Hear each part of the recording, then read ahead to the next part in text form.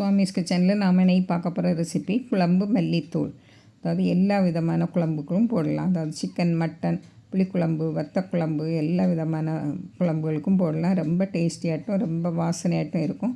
இதை எப்படி செய்துலான்னு பார்த்துருவோம். இதுக்கு தேவையான பொருளெல்லாம் பார்த்துடலாம்.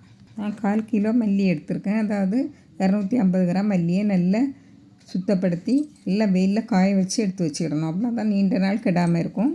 இப்போ இதை நல்லா வெறும் கடாயில் போட்டு நல்லா வறுத்து விடணும். ஒரு நிமிஷம் நல்லா முதல்ல வறுத்து விடுங்க.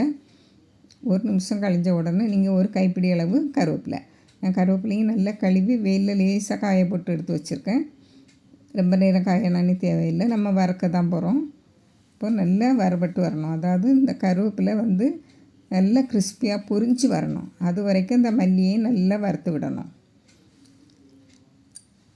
இன்னும் கொஞ்சம் நேரம் வறுபடணும். மல்லியும் நல்ல வாசனையாக வந்துடும்.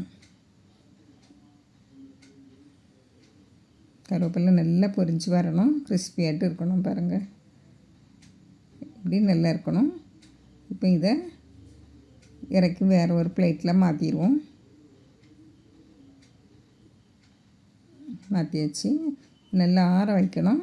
நம்ம இப்போ அடுத்தது மிளகு வறுத்துருவோம். 25 கிராம் மிளகு. இது கரெக்டான அளவாக இருக்கும் இந்த மல்லித்தூளுக்கு. இதையும் நல்லா பொரிஞ்சு வாசனை வரணும். நம்ம உடனே எடுத்துடலாம். அடுத்தது அரிசி, அது 25 கிராம்.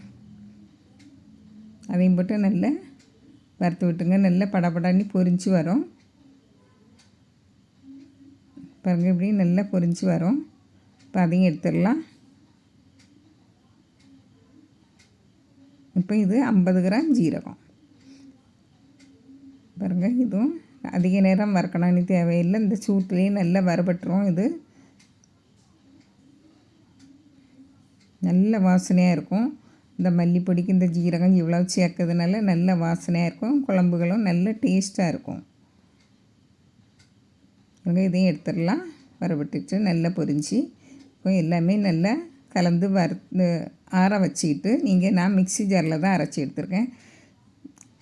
நல்லா பவுட்ரு பண்ணி எடுத்துருங்க. நான் பவுட்ரு பண்ணி எடுத்தாச்சு. பாருங்கள், இதை மிஷினில் அரைக்க கொடுத்தீங்கன்னா நம்மளுக்கு கொஞ்சமாக இருக்கிறதுனால பாதி மிஷின்லேயே போயிடும். அதனால் நம்ம மிக்ஸிலே அரைச்சிக்கலாம். குறைவாக போடுறதுனால நீங்கள் 1/2 கிலோ 1 கிலோ அரைச்சி எடுப்பீங்களன்னா மிஷினில் கொடுத்து அரைக்கலாம். பாருங்கள், இதே மாதிரி நீங்களும் வாசனையான குழம்பு மல்லித்தூளை செய்து பாருங்கள். பிடிச்சிருந்தால் லைக் பண்ணுங்கள், ஷேர் பண்ணுங்கள், கமெண்ட்ஸ் பண்ணுங்கள். மறக்காமல் சப்ஸ்கிரைப் பண்ணுங்கள். தேங்க்யூ.